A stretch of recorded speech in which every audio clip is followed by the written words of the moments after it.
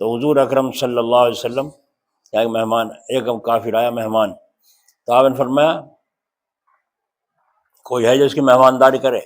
جو وہاں صحابہ بیٹھے تھے یوں کر لی، سب کو معلوم تھا گھر میں آج کچھ بھی نہیں ہے، گھر میں آج کچھ بھی نہیں ہے، میں چپ۔ حضور صلی اللہ علیہ وسلم اپنے ساتھ لے گئے اور جا کے کھانا جو گھر کا تھا سارا کا سارا مہمان کے آگے رکھ دیا۔ مہمان بھی ایسا تھا مکار کہ جتنا گھر کا تھا کھانا سارا اوپر کو یوں سیدھا ہو کے سارا ہی کھا گیا، خوب کھایا پیٹ بھر۔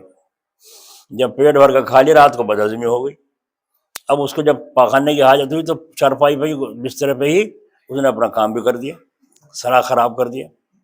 اور یہ ہوا کہ سویرے اٹھ کے اور وہاں سے بھاگ گیا، سویرے اٹھ کے اپنا تکلیف دینا مقصد تھا نا حضور کو، تو وہ تکلیف دینا پھر یہ تکلیف دینا چلا گیا۔ لیکن جلدی کی وجہ جانے کی وجہ سے تلوار وہیں ٹنگی رہ گئی کمرے میں۔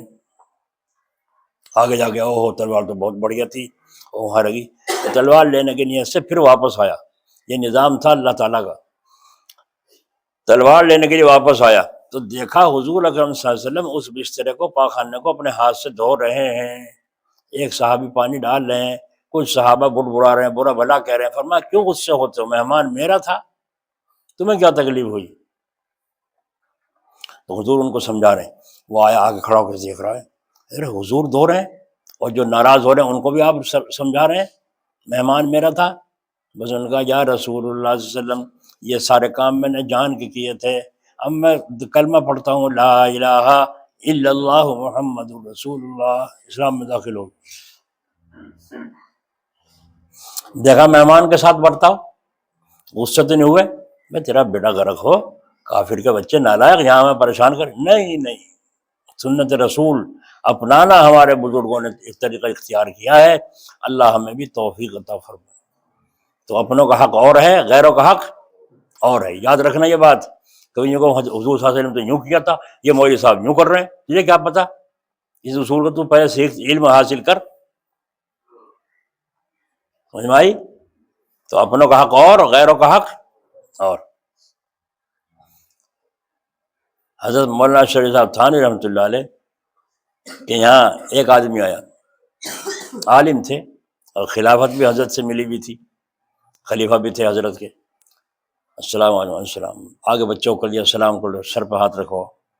حضرت نے فرمایا یہ بچہ کون ہے، کس کا ہے؟ یہ آپ ہی کا ہے۔ اچھا، دیکھ کے فرمایا اس کی عمر کتنی ہے؟ فرمایا جی اس کی عمر 12 سال کی، یا 13 سال کی بتائی۔ تو حضرت نے فرمایا ٹکٹ اس کا آدھا لیا تھا پورا؟ کہ جی آدھا۔ کیوں؟ فرمایا یہ 12 سال کا لگتا نہیں، اس لیے آدھا لے لیا، آدھا بچا لیا۔ صاف صاف کہہ دیا یہ آدھا سال کا لگتا نہیں۔ تو حضرت نے فرمایا اچھا مخلوق کو دھوکہ دیتے ہو؟ تمہیں تو پتہ تھا اس کی عمر کتنی ہے، ٹکٹ اس کا پورا لگتا ہے، کیا منہ دکھاؤ گا خدا کے یہاں جا کر کے؟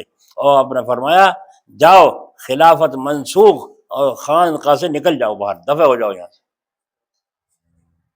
چلے جاؤ۔ اور میں پھٹے ماں بھی چلو، نہیں جاؤ، تم اس لائق ہو ہی نہیں۔ اور فرمایا جو مخلوق کو دھوکہ دے سکتا ہے وہ خالق کو بھی دھوکہ دے سکتا ہے۔ کیسا مسلمان ہے، کیسا عالم ہے۔